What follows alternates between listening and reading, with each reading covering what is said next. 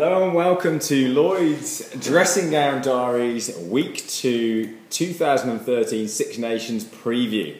Thank you for all those of you who've watched my review and preview of the first weekend. If you'd like to follow me on Twitter, please do on Lloydie Lewis.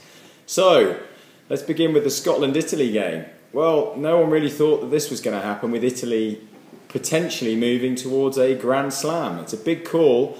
And as per my question from David Edwards on Twitter, he asks, are Italy the real deal? Well, it's difficult to answer that question at this stage of the championship, but I think we'll have a much clearer idea after the weekend. I mean, if they come away with Scotland with a victory like they did in 2007, they clearly are progressing well as a team. They've suddenly found a way to click within the backs. The number 10 is playing very well. It's a massive game for both teams. And Italy have really moved forward as a squad. I'm very impressed. So Scotland need to find a way of getting Beattie into the game quickly and get forward football and then release the back three. They've got a very good back three in Hogg, Maitland and Visser, but they've got to find a way of releasing them. So on the basis of what I've seen on the first weekend, while I was impressed with Scotland, Italy really did play a solid game against France, and I expect them to come forward with a win by 4 points. So the next game in Paris, France versus Wales. Well, I cannot hide my disappointment in how Wales played last weekend.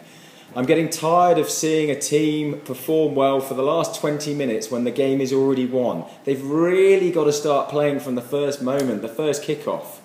Wales have not won in Paris since 2005. They also, on Saturday, became the first team in Welsh history to lose 5 games on the bounce. Where do you go from there? France have lost 4 in a row for the first time in the Six Nations since 74 and 75. And they haven't lost the first 2 in the Six Nations or 5 Nations since 82. So both teams are struggling for a bit of form. I'm excited by the changes that Wales have made, though. I think Warburton has perhaps escaped a bullet there by claiming an injury and being dropped, potentially. With Tapiric coming in at 7 and Ryan Jones at 6, I think that provides a bit more balance to the back row. I would have liked to have seen some changes made across the backs as well, because I wasn't very impressed with the speed from the base of Phillips.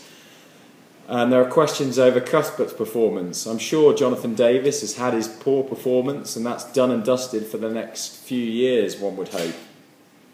So what of France? Well, they seem devoid of ideas as well going forward. They've brought in Bastarand into 12. He's a big unit and can really punch holes. I wonder whether that's a defensive move or a result of seeing the way Jamie Roberts plays, or whether that's really an attacking idea. Only time will tell. In terms of the pack, though, I think France will be far more aggressive than we saw them play against Italy. They'll really try to stamp their authority on this game. Now, my conclusion to this, if Wales start well and they play as they have done in the last 30 against New Zealand and the last 25 against Ireland, I can see them winning by 5. If they start badly, it's France by 4. So it's a toss of a coin. Both teams are very difficult to predict at the moment about what will show up and how they'll go. So I'm sure most of the people watching this blog really want to know my thoughts on Ireland against England. Well, this is a crunch game for both teams. Whoever wins this really will think they're home and hosed for the Six Nations Grand Slam title. It is a great game. The midfield pairings really offer enough to salivate any spectator watching this. Brian O'Driscoll's performance at the weekend was world class. And you have to say that 12 Trees also produced on debut a spectacular performance.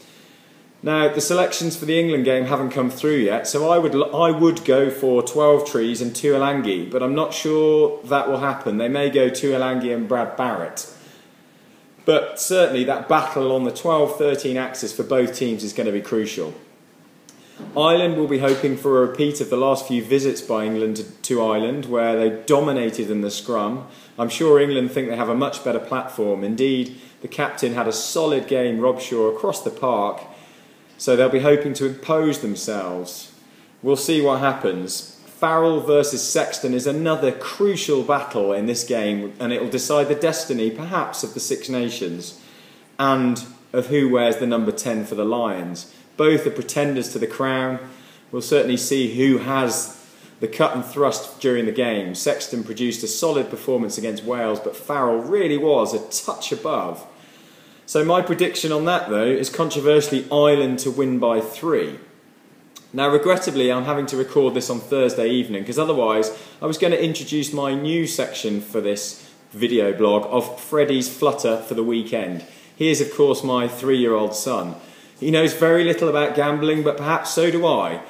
His flutter for the weekend is back Italy to win in Scotland. You can get attractive prices on most betting exchanges at the moment, and it's certainly something you should look for.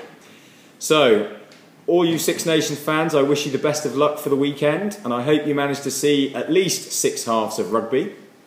And I look forward to coming back to you on Sunday evening with a review of what promises to be another electric weekend of rugby. Thank you for tuning in, and the best of luck for the weekend. Goodbye.